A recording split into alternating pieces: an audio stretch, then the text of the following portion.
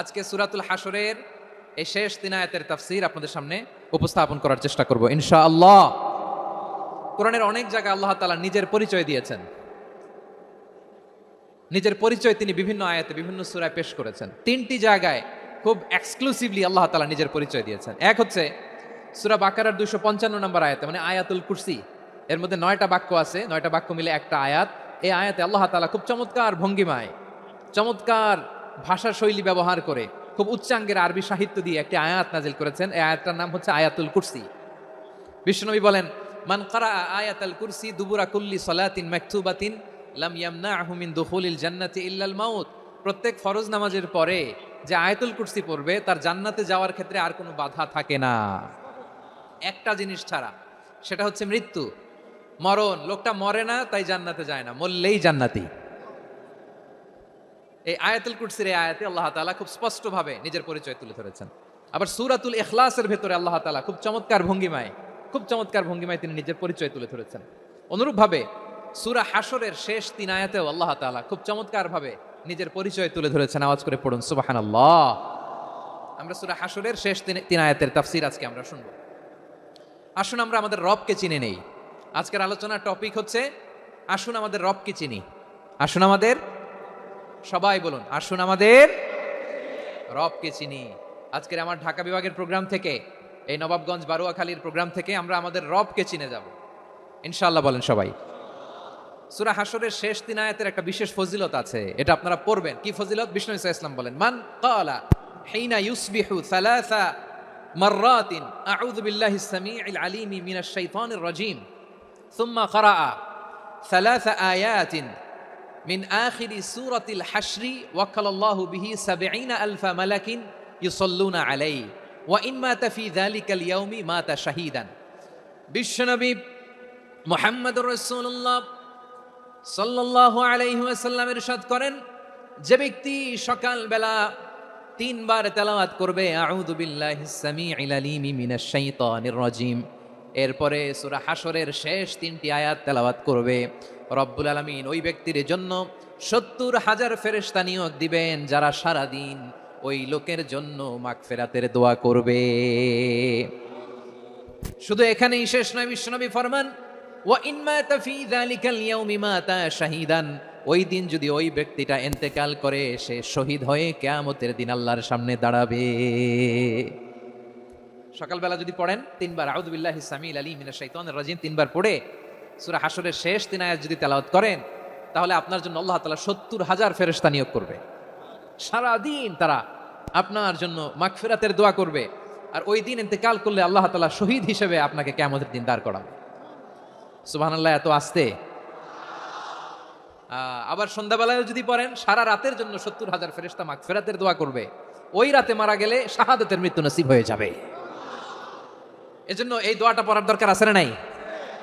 আযকারুস সাবাহি ওয়াল মাসা, সকাল সন্ধ্যার যে জিকির, এই জিকিরের অন্তর্ভুক্ত করে নেবেন এই ওয়াজিফাটা।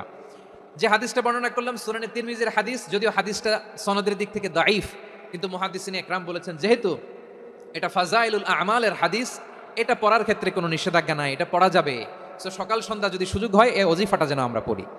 এই 3টি আয়াতের ভেতরে আল্লাহ তাআলা তার 14টি গুণবাচক নাম উল্লেখ করে দিয়েছেন। কয়টি? আওয়াজ করে বলেন তো, যারা শুনতে পেয়েছেন বলেন, এই 3টি আয়াতের মধ্যে আল্লাহর কয়টি সুন্দর সুন্দর গুণবাচক নাম আছে বলেন তো? কয়টি? সবাই বলেন কয়টি? 14টি গুণবাচক নাম, চমৎকার চমৎকার নাম। যে নামগুলো যদি আমরা আজকে পড়ি, শুনি, জানি, আল্লাহ তাআলা সম্পর্কে ব্যাপক ধারণা, ইনডেপথ, আমার রব সম্পর্কে ইনডেপথ নলেজ নিয়ে আজকে আমরা ফিরতে পারবো ইনশাআল্লাহ। বলেন সবাই। আসুন আমরা আল্লাহ তাআলার এই চমৎকার চমৎকার 14টি নামের ব্যাখ্যা বিশ্লেষণ আজকের এই তাফসীর ময়দান থেকে জানি। প্রিয় ভাইরা, আল্লাহর অনেক সুন্দর সুন্দর নাম আছে। আমাদের উচিত এই নামগুলো দিয়ে আল্লাহকে ডাকা। ভাই, তোমরা যদি ড্রোন একেবারে আমার মাথার সামনে নিয়ে আসো তাইলে হবে? একটা নিরাপদ দূরত্বে রাখতে হবে, এই ড্রোনের সাউন্ড যেন আমি না পাই। সেফ জোনে থাকতে হবে, দূরে থাকো। সম্মানিত ভাইরা, আল্লাহ তাআলার চমৎকার চমৎকার অনেক নাম আছে যেগুলো আল্লাহ তাআলা কোরআনে উল্লেখ করেছেন। আল্লাহর আসল নাম হচ্ছে আল্লাহ। আসল নাম কি? সবাই বলুন, আসল নাম কি? কি মাঝখানে কি সমস্যা? এই ভাই যদি না দাঁড়ায়, ওই যে মহিলা প্যান্ডেলের বোনরা তো দেখবে না। ভাই আপনি একটু বসেন, মাঝে মাঝে একটু দাঁড়াবেন। ঠিক আছে, ঠিক আছে, হ্যাঁ হয়েছে। আল্লাহ তাআলার আসল নাম হচ্ছে আল্লাহ। আওয়াজ করে আল্লাহর একটা ডাক দেন, বলেন আল্লাহ। মন থেকে, হৃদয়ের গহীন থেকে, হৃদয় নিংড়ানো মনের সবটুকুন ভালোবাসাকে উজাড় করে দিয়ে আল্লাহর নামটা জপেন তো, পড়েন তো আল্লাহ। কেমন লাগে? ভালো লাগে? এর চেয়ে সুন্দর মধুমাখা নাম, জাদুমাখা নাম আর আছে? দু একজন বলছে নাই। আওয়াজ করে বলেন, এর চেয়ে সুন্দর নাম আর আছে? আল্লাহ নাম যতই জপি ততই মধুর লাগে, নামে এত জাদু থাকে কে জানি তো আগে। আল্লাহ নাম যতই জপি, ও নাম জপে প্রিয়তম, ও নামে জপে মজনু সম, ওই নামে পাপিয়া গাহে হৃদয় গোলাপে বাগে। আল্লাহ নামে যতই জপি, আল্লাহু আকবার। এত মধুর নাম আর দ্বিতীয়টা নাই, যতই জপি ততই ভাল লাগে, ঠিক কিনা বলেন? এজন্য রব্বুল আলামিন বলেন, ওয়ালিল্লাহিল আসমাউল হুসনা ফাদউহু বিহা ওয়া যারুল্লাযীনা ইউলহিদুনা ফি আসমাই সায়ুজজাউনা মা কানু ইয়ামালুন।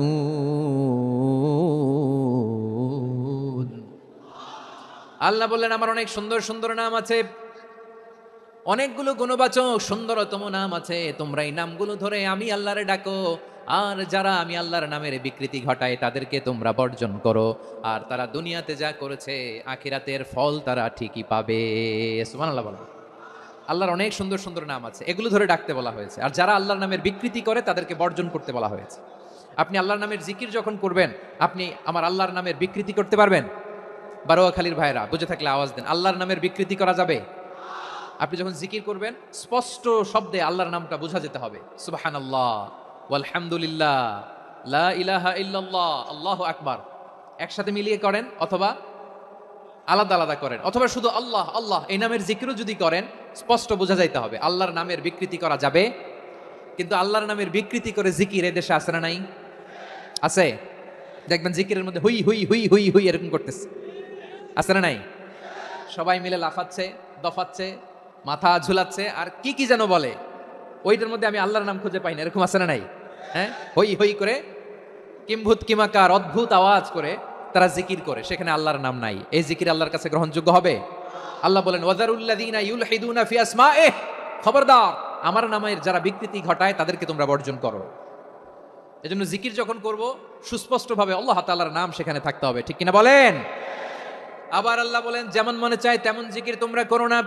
ফাযকুরুল্লাহা কামা আল্লামাকুম মা লাম তাকুনু তা'লামুন। তোমরা জানতে না, আল্লাহ তোমাদের জানিয়েছেন কেমন করে আল্লাহর নামের জিকির করতে হয়, যেমন আল্লাহ শিখিয়েছেন তেমন করে আল্লাহরে ডাকো, ঠিক কিনা বলেন? আল্লাহ তাআলা যেমন শিখিয়েছেন তেমন ভাবে আল্লাহ তাআলাকে ডাকতে হবে, ঠিক ওই পদ্ধতিতে আল্লাহ তাআলার নাম জপতে হবে। কোন পদ্ধতিতে সেটাও আল্লাহ বলে দিচ্ছেন।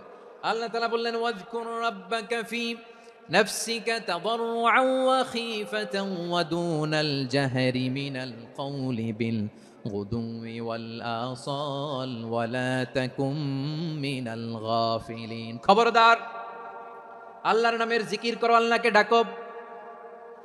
ফি নাফসিকা মনে মনে, তাদাররুআন সবিনয়ে, খীফাতান ভীত বিহবল চিত্তে, দুনাল জাহারি মিনাল কওল অনুচ্চ স্বরে অনুচ্চ আওয়াজে। এভাবে আল্লাহরে ডাকলে সেই ডাকা কবুল করে নিবে কে? তাহলে আল্লাহকে জপতে হবে মনে মনে, সবিনয়ে, ভীত বিহবল চিত্তে, অনুচ্চ স্বরে, এভাবে জিকির করতে হবে। বিষ্ণু ইসলাম এবং বিশ্বনবীর সাহাবারা ঠিক এই পদ্ধতিতে আল্লাহ তাআলাকে ডাকতেন। তাহলে এই যে আল্লাহ তাআলার সুন্দর সুন্দর নামগুলো আছে, এগুলো ধরে আমরা আল্লাহ তাআলার জিকির করব, তার প্রশংসা করব, তার পবিত্রতা বর্ণনা করব, তাহলে খুশি হবেন কে? বিষ্ণু ইসলাম বলেন, আশ-শাইতানু জাসিম আলা কলবি ইবনে আদম। শয়তান বনি আদমের কলবের মধ্যে এরকম খামচি মেরে বসে থাকে। খামচি বোঝেন তো? শয়তান বনি আদমের হৃদয়ে কলবে খামচি মেরে বসে থাকে। ফাইদা যাকারাল্লাহ খানাসা, যখন মানুষ আল্লাহর জিকির করে শয়তান দৌড়ে পালায়। ওয়া ইদা গাফালা ওয়াসওয়াসা, আর মানুষ যখন অমনোযোগী হয়, গাফিল হয়, শয়তান আবার টেম্পটেশন দেয়, আবার ধোঁকা দেয়, আবার ওয়াসওয়াসা দেয়।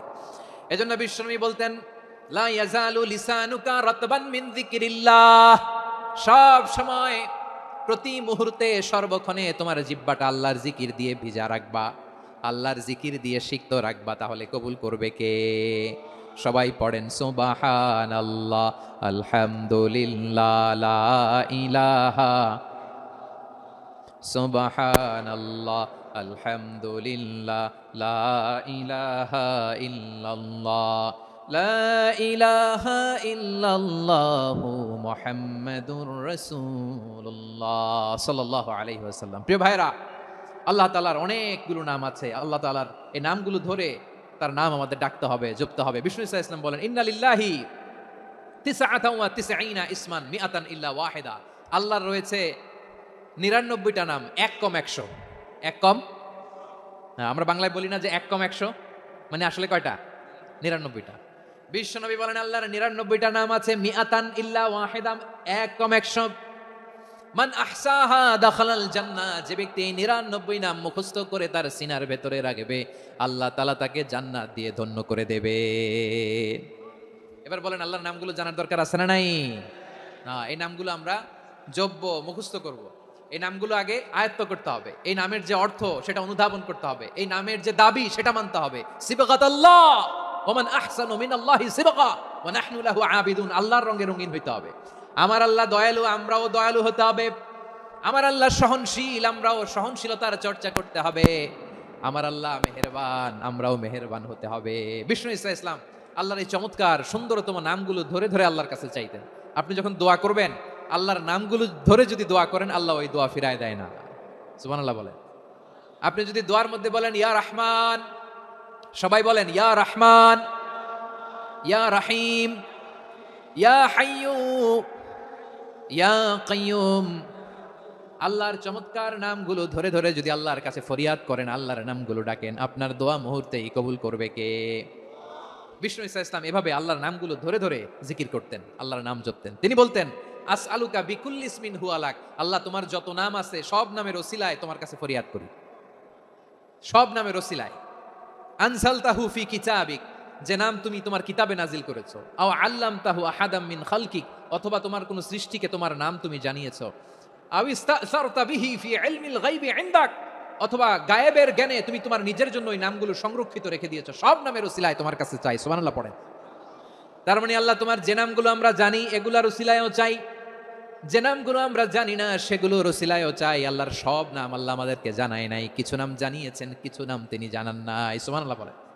আল্লাহ তাআলা তার কিছু নাম কোরআনে উল্লেখ করেছেন, কিছু নাম স্পেশাল কিছু নবীদেরকে জানিয়েছেন, আর কাউকে জানান নাই। কিছু নাম তিনি কিয়ামতের দিন আমাদের সামনে প্রকাশ করবেন যে এইটাও আমার একটা নাম, এটা তোমরা কেউ জানতা না। সুবহানাল্লাহ। সারপ্রাইজ হিসেবে আল্লাহ তাআলা রেখে দিয়েছে, কেউ জানে না। কিয়ামতের দিন আল্লাহ তাআলা সেই নামগুলো জানাবেন। আর কিছু নাম আছে সেই নামগুলো আল্লাহ কোরআনেও বলে নাই, কোন নবীরেও জানায় নাই, কিয়ামতের দিনও সারপ্রাইজ হিসেবেও জানাবে না। ওই নামগুলো স্বয়ং খোদ আল্লাহ ছাড়া কেউ জানে না। এজন্য বিশ্বনবী দোয়ার সময় বলতেন, আল্লাহ তোমার যে নামগুলো জানি, যে নামগুলো জানি না, সব নামের বরকতে তোমার দরবারে চাই, সব নামের ওসিলায় তোমার কাছে ফরিয়াদ করি। সুবহানাল্লাহ বলেন। তাহলে সূরা হাশরের মধ্যে আমরা আল্লাহর মোট কয়টা নাম পাবো দেখি, মনে আছে কিনা? হ্যাঁ, কয়টা? আওয়াজ করে বলেন, কয়টা? মাশাআল্লাহ। এই 14টা শোনার আগ্রহ আছে? এই দু একজন যে ওঠা বসা করতেছেন, এই ডাস্টে তো ডাস্ট অ্যালার্জি হয়ে যাবে, ধুলাবালিতে আসার সময় তো অনেক ধুলা খাওয়াইছেন আমার এই জায়গায়। একটু শান্ত হয়ে বসেন, আমরা শান্ত হয়ে বসি, অল্প কিছু সময় কিছু কথা আলোকপাত করবো, তারপর আমরা বিদায় নিব। উঠবো না, কেউ দাঁড়াবো না, উঠবো না।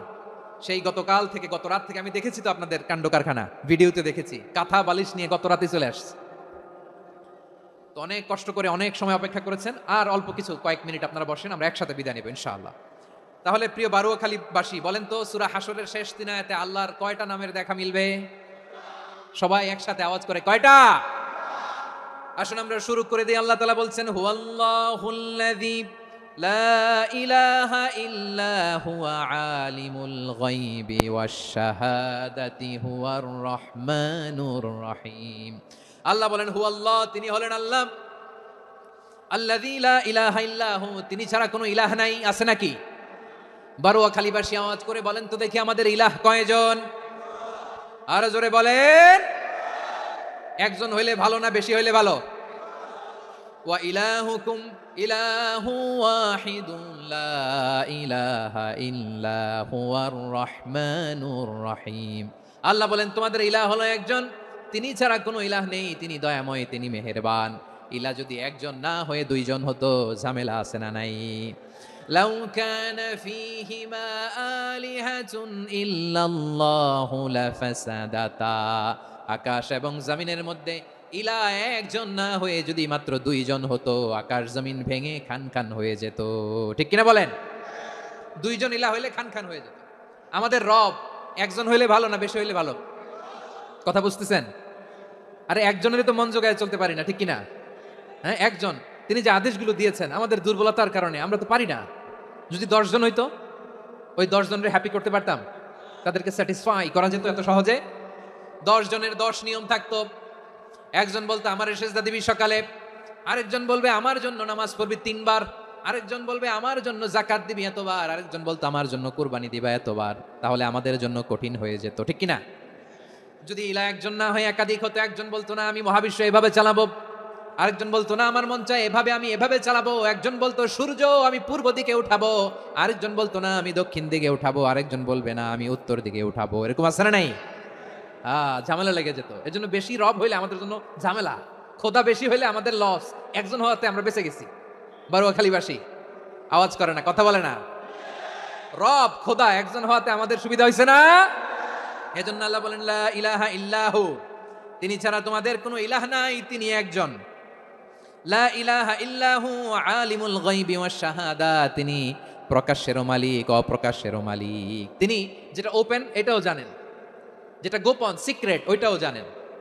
আলিমুল গায়বি ওয়াশ শাহাদা, তিনি গায়েবের মালিক, গায়েবের জ্ঞানী, যেটা দেখা যায় না, অদৃশ্য, জানা নাই, এটাও তিনি জানেন। এগুলো জানতে তার কোনো মাধ্যমের প্রয়োজন হয় না। অতীতে কি হয়েছে, বর্তমানে কি চলছে, ভবিষ্যতে কি হবে, সব তার জ্ঞানের ভেতরে আছে না নাই?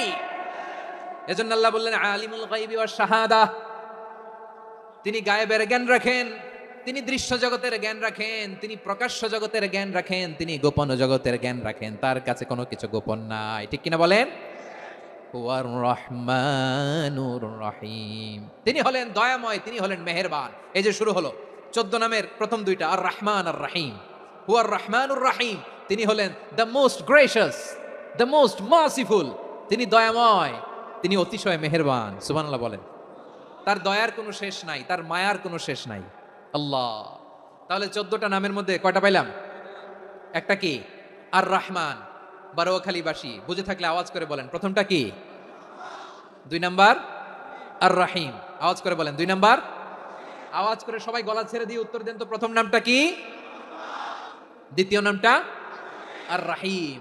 রহমান আল্লাহর one of the major names, আল্লাহর মৌলিক নামগুলোর মধ্যে গুরুত্বপূর্ণ একটা নাম হচ্ছে রহমান। গুরুত্বপূর্ণ নাম কি? রহমান, দয়ার সাগর, মায়ার সাগর। রহমানুন ফিদ দুনিয়া ওয়া রহিমুন ফিল আখিরা। এই দুনিয়ার জন্য আল্লাহ রহমান, দুনিয়াতে আল্লাহ সবাইরে দয়া করে, কাফিররাও করে মুসলিমরাও করে। আর আখিরাতের জন্য তিনি রহিম, সেখানে কাফির মুশরিকদের জন্য আল্লাহর পক্ষ থেকে কোনো দয়া থাকবে না। চিল্লায় বলেন ঠিক কি না? এজন্য আল্লাহ বললেন আমার মৌলিক একটা নাম হলো রহমান। আল্লাহর পরে অন্য কোন নাম দিয়ে যদি তোমরা আমার নাম প্রকাশ করতে চাও, জপতে চাও, ডাকতে চাও, তোমরা রহমান নামে ডাকো। রব্বুল আলামিন ইরশাদ করেন কুলিদে আল্লাহ আউইদুর রহমান আইয়াম্মা তাদউ ফালাহুল আসমাউল হুসনা। আমাকে আল্লাহ নামে ডাকো কিংবা আমি আল্লাহকে রহমান নামে ডাকো, যে নামেই ডাকো না কেন আমার আছে অনেকগুলো সুন্দর সুন্দর নাম। যে নামেই ডাকো আমি শুনি, ডাকলেই আমি সাড়া দেই। সকালে ডাকলেও সাড়া দেই, দুপুরে ডাকলেও সাড়া দেই, মাঝরাতেও যদি আমরা বিপদে পড়ি ডাকলে আমাদের ডাকে সাড়া দেয় কে? সবাই বলুন তো, সাড়া দেয় কে? আবার বিশ্বনবী যখন মক্কায় দাওয়াত দিচ্ছিলেন, তিনি মাঝে মাঝে আল্লাহর নাম বলছিলেন, মাঝে মাঝে তিনি রহমান নাম বলছিলেন। যখন তিনি বললেন ওয়া ইযা কিলা লাহুমুসজুদু লিররহমানি ক্বালু ওয়া মার রহমান। বিশ্বনবী মক্কায় যখন মক্কার কাফিরদেরকে, কুরাইশদেরকে বলল তোমরা রহমানকে সেজদা দাও, রহমানের ইবাদত করো, রহমানের জন্য সেজদায় লুটিয়ে পড়ো। মক্কাবাসী বলে রহমান আবার কে? রহমান রে তো চিনি না। রহমানকে?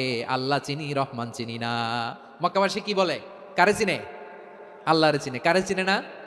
রহমান কে তো চিনি না। রহমান আবার কোত্থেকে আসলো? কে Rahman? Who is this Rahman? যখন তারা বলে রহমান রে চিনি না, আল্লাহর গায়রতে আঘাত লেগেছে। আল্লাহ বলে রহমান রে চিনো না? না, তাদেরকে চিনানোর জন্য আল্লাহ ৭৮ আয়াত বিশিষ্ট আর রহমান নামে কোরআনে একটা সূরা নাজিল করেছেন। যখন মক্কার কুরাইশরা বলে আল্লাহ চিনি, রহমান চিনি না, আল্লাহ বলে রহমান রে চিনো না, তাহলে চিনে নাও। রহমান নামে তিনি ৭৮ আয়াত বিশিষ্ট কালামুল্লাহ মাজিদে একটা গোটা সূরাই নাজিল করে দিয়েছেন। তিনি নাজিল করলেন আর রহমানু আল্লামাল কুরআনা খালাকাল ইনসানা আল্লামাহুল বায়ান। দয়াময় রহমান শেখালেন কোরআন, বানালেন ইনসান, শেখালেন বায়ান। দয়াময় রহমান শেখালেন কোরআন, বানালেন ইনসান, শেখালেন বায়ান। দয়াময় রহমান শেখালেন কোরআন, বানালেন ইনসান, শেখালেন বায়ান। পড়েন আল্লাহু আকবার। আল্লাহ বলে রহমান কারে বলে চেনো না, শুনে নাও। ৭৮ আয়াত বিশিষ্ট গোটা একটা সূরাই নাজিল করে দিলাম, সূরাতু আর রহমান। আর রহমান তিনি দয়ালু, আল্লামাল কোরআন তিনি মানুষকে কোরআন শিখিয়েছেন, খালাকাল ইনসান মানুষ বানিয়েছেন, আল্লামাহুল বায়ান মানুষকে কথা বলা বর্ণনা করা শিখিয়েছেন। পড়েন সুবহানাল্লাহ। গোটা একটা সূরাই নাজিল করেছেন, সূরাতু আর রহমান। আমার বারোয়াখালীর ভাইয়েরা, তার নাম হচ্ছে আর রহমান আর রাহিম, মানে দয়াময়, মেহেরবান। তার দয়া যে কত বেশি আপনি কল্পনাও করতে পারবেন না, আপনি কল্পনাতেও আনতে পারবেন না তার দয়া কত বেশি। বিশ্বনবী সাল্লাল্লাহু আলাইহি ওয়াসাল্লাম ফরমান, লাম্মা কাদাল্লাহুল খালকা কাতাবা ইনদাহু ফাওকা আরশিহি। আল্লাহ যখন মহাবিশ্বের সব সৃষ্টি করে সারলেন, তিনি আরশের উপরে লিখলেন সাবাকাত রাহমাতি গাদাবি, সাবাকাত রাহমাতি গাদাবি। কোথায় লিখছে? আরশের উপরে। আওয়াজ করে বলেন তো কোথায় লিখেছে? আরশের উপরে আল্লাহ লিখলেন সাবাকাত রাহমাতি গাদাবি। এর মানে হলো আমার দয়ার কাছে, আমার ভালোবাসার কাছে আমার ক্রোধ পরাজয় বরণ করেছে। আমার দয়ার কাছে আমার রাগ কিংবা ক্রোধ পরাজয় বরণ করেছে। মানে আমি আল্লাহর দয়া আছে, আবার আমি আল্লাহর ক্রোধ বা রাগ আছে, কিন্তু আমি আল্লাহর রাগের চেয়ে দয়া বেশি। আওয়াজ করে বলেন আল্লাহর রাগ বেশি না দয়া বেশি? আল্লাহর যদি রাগ থাকতো আমরা বাঁচতে পারতাম? যে পরিমাণে আকাম কুকাম আমরা করি, অপকর্ম করি, অন্যায় করি, জুলুম করে জুলুমের আড্ডাখানা বানিয়ে রেখেছি গোটা দুনিয়াকে, আল্লাহ যদি মুহূর্তে মুহূর্তে রেগে যেতেন আমরা বাঁচতে পারতাম? মহাবিশ্ব সৃষ্টির পরেই তিনি আরশের উপরে লিখেছেন সাবাকাত রাহমাতি গাদাবি, মানে আমি আমার দয়ার কাছে আমি আল্লাহর ক্রোধ, রাগ, ক্ষোভ এটা পরাজিত হয়েছে। সুবহানাল্লাহ বলেন। আবার বিষ্ণু বললেন জাআলাল্লাহুর রাহমাতা মিয়াতা জুজ।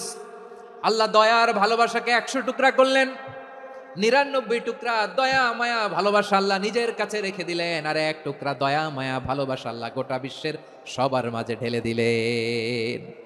দয়া মায়া ভালোবাসা ১০০ টুকরা করে আল্লাহ নিজের কাছে রাখছেন কয় টুকরা?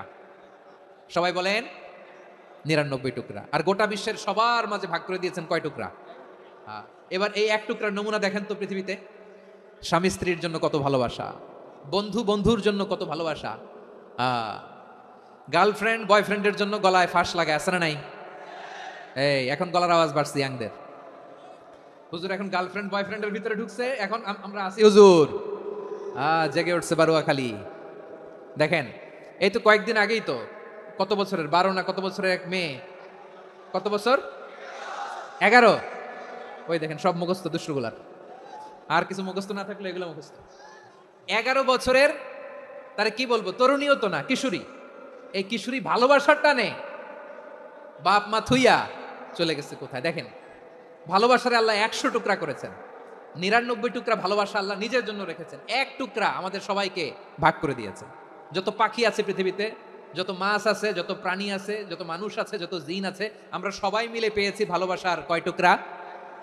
আর আরশে আজিমের অধিপতি আল্লাহ তিনি তার কাছে ভালোবাসা রেখে দিয়েছেন কয় টুকরা? তাহলে এবার আওয়াজ করে বলেন আল্লাহর রাগ বেশি নাকি দয়া বেশি?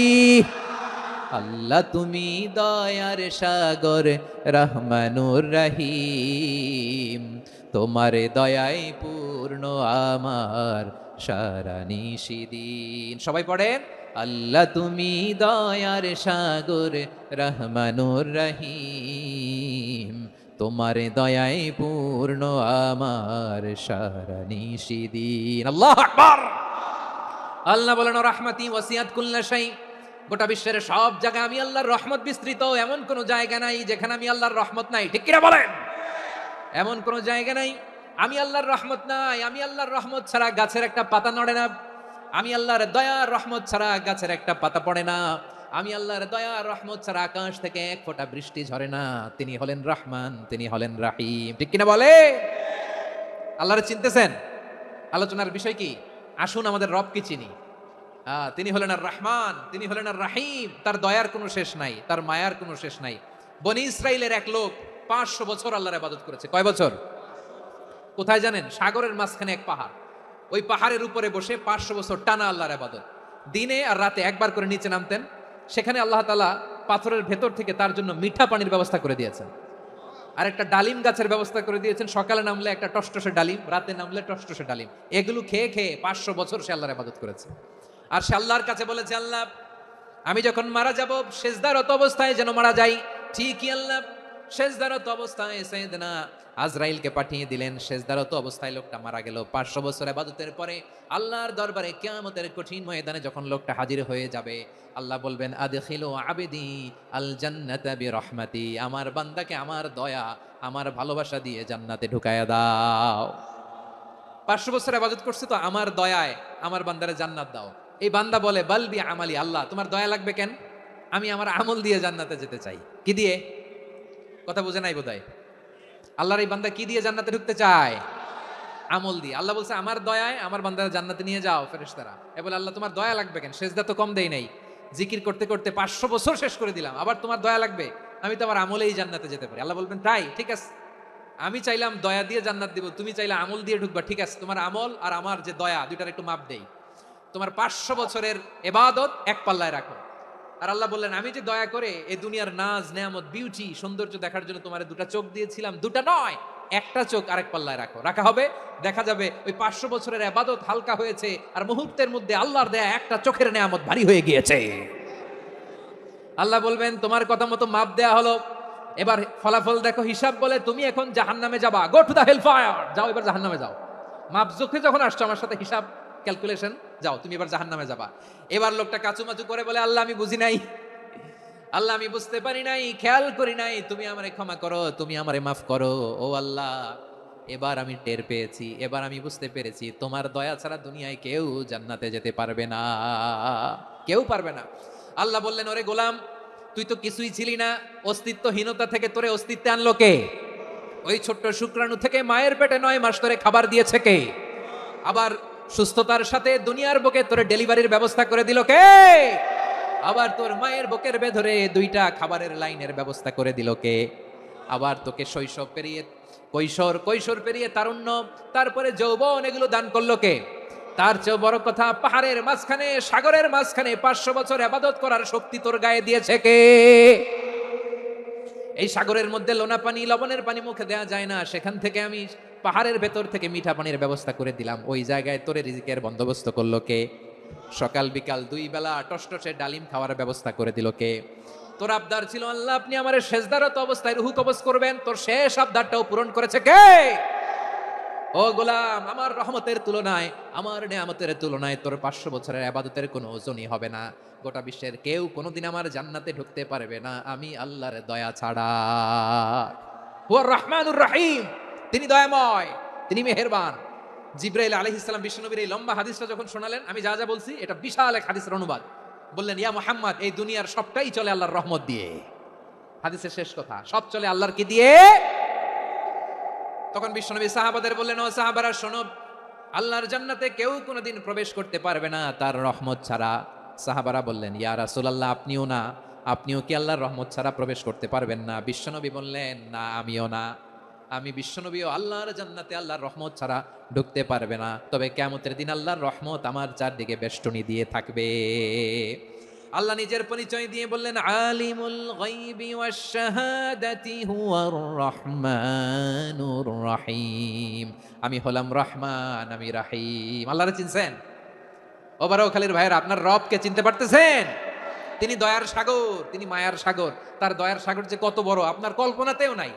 এজন্য আপনার পাপ যত বড় হোক, অন্যায় যত বড় হোক, অপরাধ যত বড় হোক, আপনার জুলুম যত বড় হোক, আল্লাহর রহমান নামের দরিয়া তার চাইতেও বড়। আল্লাহ বলেন কুলিয়া ইবাদিয়াল্লাযীনা আসরাফু আলা আনফুসিহিম লা তাকনাতু মির রাহমাতিল্লাহ ইন্নাল্লাহা ইয়াগফিরুয যুনুবা জামিআ ইন্নাহু হুয়াল গফুরুর রহিম। ও আমার গুনাহগার বান্দারা শোনো, জুলুম করেছো, ভুল করেছো, অন্যায় করেছো, আল্লাহর রহমত থেকে নিরাশ হয়ো না। আমরা বিশ্বাসীরা কশিন কালে আল্লাহর রহমত থেকে নিরাশ হব না, ঠিক কিনা বলেন? আল্লাহর রহমত থেকে নিরাশ হবেন? ভুল করে ফেলছেন, আরে ভুল তো সবাই করে, পাপ হয়েছে, আরে পাপ তো সবার আছে, আমরা সবাই পাপী, সবাই পাপী। যত পাপ হোক, ভুল হোক, অন্যায় হোক, অনুতপ্ত হয়ে তওবা করে ওযু করে জায়নামাজটা বিছিয়ে সেজদা দিয়ে চোখের পানি ছাড়েন। চোখের বেয়ে পড়া পানি আল্লাহর কাছে যে কত প্রিয়। অনুতপ্ত বান্দার চোখের পানির ফোঁটা তার চোখ বেয়ে নাকের ডগাবে জমিনে ড্রপ করার আগেই আল্লাহর ওই বান্দার সব গুনাহ মাফ করে দেয়। আল্লাহ বললেন আমি রাহমানুর রহিম, আমি দয়াময়, আমি মেহেরবান। এরপর আল্লাহ বললেন হুয়াল্লাহুল্লাযী লা ইলাহা ইল্লা হুয়াল মালিকুল কুদ্দুসুস সালামুল মুমিন। হুয়াল্লাহুল্লাযী, তিনি এমন আল্লাহ, লা ইলাহা ইল্লাহু, তিনি ছাড়া কোনো ইলাহ নাই, আল মালিক, তিনি হলেন আল মালিক। দুইটা শেষ, আর রহমান আর রাহিম শেষ। এবার আল্লাহ 3 নম্বর গুণবাচক নামের পরিচয় দিচ্ছেন। আল্লাহ বলছেন আমি হচ্ছি আল মালিক। আমি কি? মানে সম্রাট। আল মালিক মানে হচ্ছে দ্য কিং অফ কিংস, সব রাজার বড় রাজা, মহারাজা। তার চেয়ে বড় রাজা আর কেউ নাই, তার চেয়ে বড় সম্রাট আর কেউ নাই, তার চেয়ে বড় ক্ষমতাধর সত্তা মহাবিশ্বে দ্বিতীয় কেউ নাই। চিৎকার করে বলেন ঠিক কিনা? তিনি আল মালিক। আল মালিক মানে ক্ষমতাধর, ক্ষমতার মালিক, রাজা ধীরাজ বাদশাহ। তার ক্ষমতা আর আমাদের ক্ষমতা একরকম নাকি? হ্যাঁ, আমাদের দুনিয়াতে ক্ষমতা অস্থায়ী ক্ষমতা, ঠিক কিনা বলেন? আইজ আছে কাল নাই, এরকম না ক্ষমতা? আল্লাহর ক্ষমতাও তো এরকম না, আইজ আছে কাল নাই এরকম। দুনিয়াতে দেখবেন কোন দেশের প্রেসিডেন্টের 4 বছরের ক্ষমতার মেয়াদ, কোন দেশে 5 বছরের। আল্লাহর কয় বছরের? 10 বছরের নাকি 20 বছর, 100 বছর। আল্লাহর ক্ষমতার মেয়াদ কতদিন বলেন? বুঝে থাকলে বলেন তো। চিরকাল তার ক্ষমতার মেয়াদ। চিল্লায় বলেন ঠিক কিনা? নিরঙ্কুশ ক্ষমতা, একচ্ছত্র ক্ষমতা বলতে যা বুঝায়, এই ক্ষমতা একমাত্র আল্লাহরই আছে। আমাদের ক্ষমতার জন্য আমরা ডিপেন্ড করতে হয়, ওর ডিপেন্ড লাগে, ওই জনমত নেওয়া লাগে, ওই জনগণের কাছে যাওয়া লাগে, ভোট চাওয়া লাগে, এরা ভোট দিলে এরপরে আমরা আসবো, ঠিক কিনা? আবার জনগণ না চাইলে আমরা নাই। আল্লাহর ক্ষমতা কি এরকম? হ্যাঁ, আবার দেখবেন দুনিয়াতে ক্ষমতায় যাওয়ার জন্য জোট করা লাগে। জোটের রাজনীতি আছে না নাই? জোট হয়, শরিক হয়, এই হয় সেই হয়, নানাভাবে দুনিয়াতে ক্ষমতায় আসতে হয়। আল্লাহ বলে আমার ক্ষমতার জন্য কারো উপর বিন্দু পরিমাণ আমার ডিপেন্ড করা লাগে না। সৃষ্টি শুরু থেকে আমি ক্ষমতার চেয়ারে বসা, মহাবিশ্বের শেষ পর্যন্ত, সীমাহীন ভবিষ্যৎ পর্যন্ত আমি ক্ষমতার চেয়ারে থাকবো। আমি হলাম আল মালিক। আমার ক্ষমতার কোনো কমতি নাই, কোনো ঘাটতি নাই। কেউ আমার ক্ষমতা থেকে নামাতে পারবে না। পারা যাবে? এই যে আমরা ফ্যাসিস্ট সরকারের যে আপনারা নামাই দিছেন গণ অভ্যুত্থান করে, মনে আছে? 5ই আগস্টের কথা ভুলে গেছেন এত তাড়াতাড়ি? মনে আছে? আছে। তা আমরা সবাই মিলে যদি একটা গণ অভ্যুত্থান করি, তাইলেই তো আল্লাহর ক্ষমতার চেয়ার থেকে নামায় ফেলানো যায়। হ্যাঁ, যাবে না? পারবো না আমরা? কি বলে, পারা যাবে না?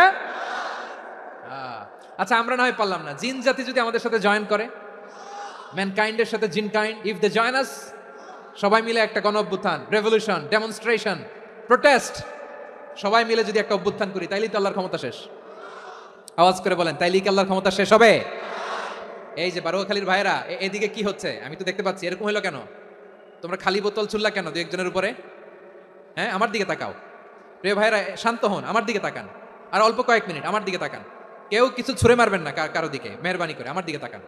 তাহলে আমরা সবাই মিলে একটা গণ অভ্যুত্থান যদি করি, আল্লাহর ক্ষমতা থেকে নামানো যাবে? আল্লাহ বলেন না, আমি হলাম আল মালিক, আসল ক্ষমতার মালিক, the king of kings, the owner of ultimate power, the owner of ultimate authority, the owner of ultimate sovereignty. নিরঙ্কুশ একচ্ছত্র ক্ষমতার মালিক হচ্ছি আমি আল্লাহ। আল্লাহ তাআলা সূরা মুলকের শুরুতে বলছেন, তাবারাকাল্লাযী বিয়াদিহিল মুলকু ওয়া হুয়া আলা কুল্লি শাইইন কাদির। মহিমান্বিত সত্তা, যার হাতে ক্ষমতা, তিনি যা চান তাই করতে পারেন। আওয়াজ করে বলেন তো তিনি কে?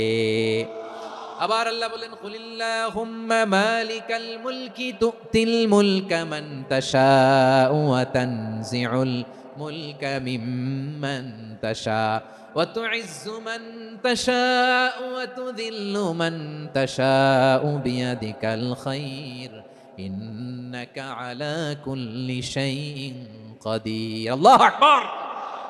এ নবী, আপনি বলুন, আল্লাহুম্মা মালিকাল মুলক, আল্লাহ আপনি ক্ষমতার মালিক। তুতিল মুলকা মান তাশা, যাকে চান তারে ক্ষমতার চেয়ারে বসান। ওয়া তানজিউল মুলকা মিম্মান তাশা, যাকে চান তাকে ক্ষমতার চেয়ার থেকে ছুঁড়ে ফেলে দেন। তিনি কে? ক্ষমতার চেয়ারে বসায় কে? আবার মনে চাইলে আস্থা করে ছুঁড়ে নিক্ষেপ করেন, তিনি কে? আবার আল্লাহ বললেন, ওয়ালাম ইয়াকুল্লাহু শারীকুন ফিল মুলকি, আমার ক্ষমতায় কোনো শরীক নাই, কোনো জোট নাই, কোনো পার্টনার নাই, কোনো অংশীদার নাই। আবার আমি চলে গেলে আমার ক্ষমতার দাবিদারও কেউ নাই। আল্লাহু আকবার। এই দুনিয়াতে রাজা মারা গেলে পরে রাজা কে হয়? রাজার ছেলে রাজা, ঠিক কিনা বলেন? আল্লাহ চলে গেলে আরেকজন বসবে নাকি এরকম? না, তার ক্ষমতার সাথে দুনিয়ার ক্ষমতার কোনো মিলই নাই। এজন্য তিনি তার নাম দিয়েছেন আল মালিক। আল মালিক, the owner of power, the owner of ultimate power and sovereignty, the king of kings, সব রাজার বড় রাজা, মহারাজা আল মালিক, তিনি হচ্ছেন আল্লাহ। চিৎকার করে বলেন ঠিক কিনা? তিনি আসল ক্ষমতার অধিকারী। দুনিয়াতে যে আমরা ক্ষমতা নিয়ে কামড়াকামড়ি করি, মারামারি করি, কিয়ামতের দিন আল্লাহ জিজ্ঞেস করবেন, কই তোদের ক্ষমতা আজকে বল। কিয়ামতের সময় সব মানুষগুলো যখন ইন্তেকাল করবে, সব জিনেরা যখন ইন্তেকাল করবে, সব ফেরেশতারা যখন ইন্তেকাল করবে, বাকি থাকবে মালাকুল মাউত। মালাকুল মাউত এসে বলবে, আল্লাহ আপনার কথা মতো সবাই শেষ, মানুষগুলো নাই, জিনগুলো নাই, আমার সতীর্থ ফেরেশতাগুলো নাই, মহাবিশ্বে আর কেউ নাই। আল্লাহ বলে, এখন কে আছে? মালাকুল মাউত বলবে, আল্লাহ তুমি আছো আর আমি। তুমি তো আল হাইয়্যু আল কাইয়্যুম, অবিনশ্বর, শাশ্বত, চিরঞ্জীব, কোনোদিন মরবা না, তুমি আছো আর তোমার গোলাম আমি আছি আজরাইল। মহাবিশ্বে কয়জন আছে মাত্র? জোরে বলেন। এক হচ্ছেন, আর হচ্ছে মালাকুল মাউত। আল্লাহ তুমি আছো আমি আছি। আল্লাহ বলবে, ঠিক আছে, এবার তোমার মরণের পালা, মুত ইয়া মালাকাল মাউত, হে মৃত্যুর ফেরেশতা তুমি মরো। মালাকুল মাউত আল্লাহর আদেশ বাস্তবায়ন করতে যে বিকট একটা চিৎকার দিয়ে মৃত্যুবরণ করবে। ওই চিৎকার দুনিয়ার মানুষেরা, চিৎকারের আওয়াজ যদি দুনিয়ার মানুষেরা শুনতে পেত, দুনিয়ার মানুষের প্রত্যেকের কানের পর্দা ফেটে মুহূর্তের মধ্যে সব লাশ হয়ে জমিনে পড়ে রইত। ভয়ঙ্কর চিৎকার দিয়ে মালাকুল মাউত বিদায় নিবে, কেউ নাই। এবার বলেন তো, মহাবিশ্বে মহাশূন্য, কেউ নাই, উপরে নিচে সামনে পেছনে ডানে বায়ে কোনো সত্তা, কোনো জীবিত সত্তা আর আছে? একজন ছাড়া, তিনি কে? কুল্লু মান আলাইহা ফানি ওয়া ইয়াবকা ওয়াজহু রাব্বিকা যুল জালালি ওয়াল ইকরাম। পড়েন, ফাবিআইয়ি আলাই রাব্বিকুমা তুকাযযিবান। কেউ থাকবে না একজন ছাড়া, একজন ছাড়া। এই ড্রোন দেখে হাত নাড়ালে হবে? আমার দিকে তাকাইতে হবে, কথা শুনতে হবে। মহাবিশ্বে কেউ নাই, একজন সত্তা ছাড়া। আওয়াজ করে বলেন, তিনি কে? এবার আল্লাহ ডেকে বলবেন, লিমানিল মুলকুল ইয়াউম, লিমানিল মুলকুল ইয়াউম। ক্ষমতা কার? Who belongs the kingdom today, who belongs the power authority today, who belongs the sovereignty today. আজকে ক্ষমতা কার? দুনিয়াতে ক্ষমতা নিয়ে এত কামড়াকামড়ি, দুনিয়াতে চেয়ার নিয়ে এত মারামারি, এত অত্যাচার, এত রক্তপাত, এত ব্লাডশেড, আজকে বলো তো ক্ষমতা কার? কার ক্ষমতা? মহাশূন্যে কোনো আওয়াজ নাই, শুধু আমার রবই বলবেন, লিমানিল মুলকুল ইয়াউম। আজকে ক্ষমতা কার? কোনো আওয়াজ নাই, উত্তর দেওয়ার মতো জীবিত কোনো সত্তা নাই, ফলে কেউ উত্তর দিতে পারবে না।